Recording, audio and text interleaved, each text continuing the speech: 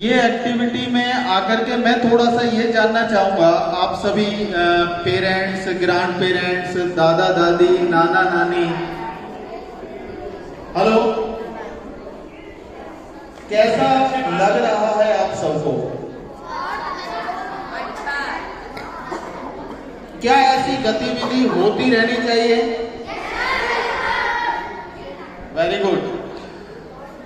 देखिए, कहीं ना कहीं अगर हम दिल्ली के रहन सहन की बात करें, क्योंकि जो दादी, नाना नानी या फिर हमें बड़े बुजुर्गों का आशीर्वाद मिलता रहता था,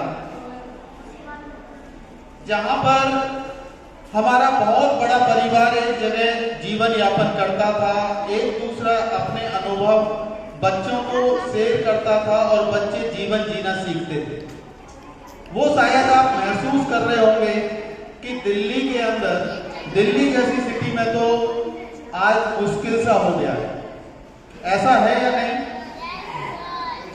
तो इसी सब को ध्यान में रखते हुए ये एक ऐसी गतिविधि शुरू करने का प्रयास किया जा रहा है कि हम अपने बच्चों को एज ए माता पिता, एज ए टीचर वो शिक्षा नहीं दे पा रहे हैं जो दादा दादी अपने अनुभव बच्चों के अंदर डाल करके उनको जीवन यापन करने का, आने वाले समय में परेशानियों से निजात दिलाने की जो शिक्षा है वो दे सकते हैं। लिमिटेड अनुभव है,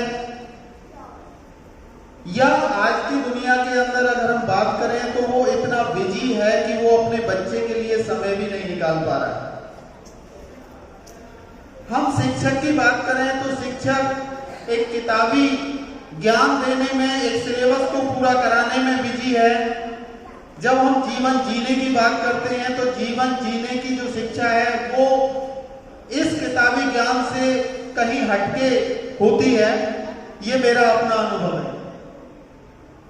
तो ये परंपरागत शिक्षा, परंपरागत अनुभव वो आप अपने बच्चों में, अपने पोते पोतियों में, नाते नातियों में उतार सकते हैं अगर आप बच्चों के साथ कुछ खेलेंगे, कुछ समय व्यतीत करेंगे, कुछ समय देंगे। बात आती है कि आदर और सम्मान और प्यार की, तो वो तभी मिल सकता है जब हम बच्चों के साथ जुड़ेंगे, हम बच्चों को वो शिक्षा प्रदान करेंगे कि जीवन में बड़ों का क्या महत्व है और छोटों का क्या महत्व है। बात आती है मौसमी ज्ञान की।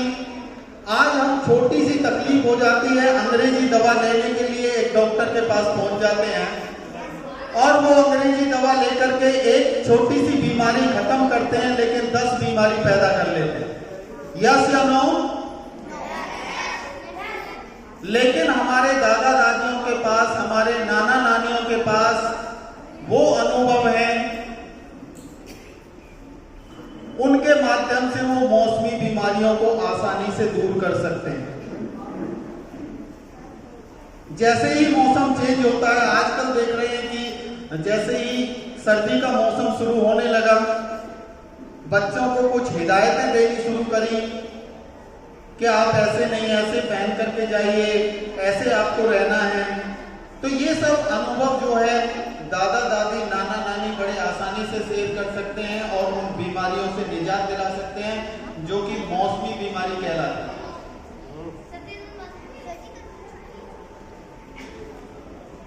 इसीलिए ये भी कहा जाता है कि जो बड़े बूढ़े हैं, बड़े बुजुर्ग हैं परिवार के अंदर, वो परिवार का एक स्तंभ कहलाते हैं,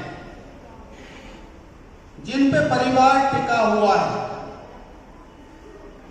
अगर वो स्तंभ कमजोर पड़ जाता है, अगर हम उस स्तंभ को अपने परिवार से अलग कर देते हैं, तो आप सोच सकते हैं अगर इस मीनार के अंदर कोई पिलर कमजोर पड़ जाए तो इस मीनार का क्या होने वाला है, इस बिल्डिंग का क्या होने वाला है, ये आप समझ सकते हैं। तो इसीलिए जरूरी है कि परिवार को माता पिता के प्यार के साथ साथ दादा दादी, नाना नानी का भी प्यार मिलता रहना चाहिए, और जो आसान तरीके से कहानियों के माध्यम से बच्चों को शिक्षा मिलनी चाहिए वो मिलती रहनी चाहिए। आज बच्चे मोबाइल पे ज्यादा बिजी हैं, कारण ये है कि उनको दादा दादी और नाना नानी का प्यार नहीं मिल रहा है, उनको उनका समय नहीं मिल रहा है।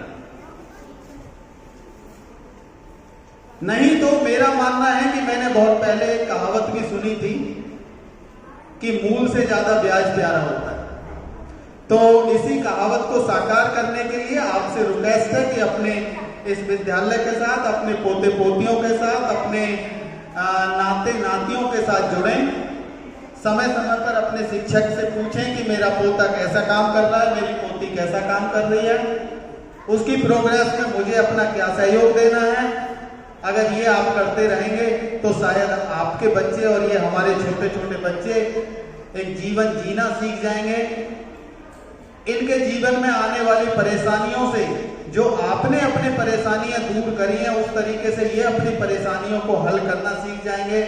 इसीलिए आजकल एक मॉडर्न कंसेप्ट आ गया है, प्रॉब्लम सॉल्विंग कह देते हैं उसे किताबी भाषा में। तो वो समस्या का समाधान करना सीख जाएंगे और वो आसान तरीके से सिखाने वाले आप ही हो सकते हैं। बहुत ज्यादा मुझे कहने की अनुमति नहीं मिली है, बस मुझे इतना ही कहने की अनुमति मिली है। और मैं यहाँ के प्रधानाचार्य जी से भी रिक्वेस्ट करूंगा कि ऐसी गतिविधि सर आपको अच्छी लग रही है तो इसे हम जो है अपने स्कूल की रूटीन एक्टिविटी में जोड़ लें, रूटीन गतिविधि में जोड़ लें। हमारे पास स्कूल का पैसा खर्च करने के लिए नहीं है, कोई बात नहीं है, लेकिन हम अपने इन दादा दादियों को समय समय पर बुला करके प्यार से पानी पिला दें, वो ही इनके लिए बहुत सम्मान होगा और इसके साथ साथ ही अपने बच्चों से जुड़ पाएंगे और हमें भी इनका आशीर्वाद मिल पाएगा। Thank you sir, thank you very much, सभी का बहुत बहुत धन्यवाद।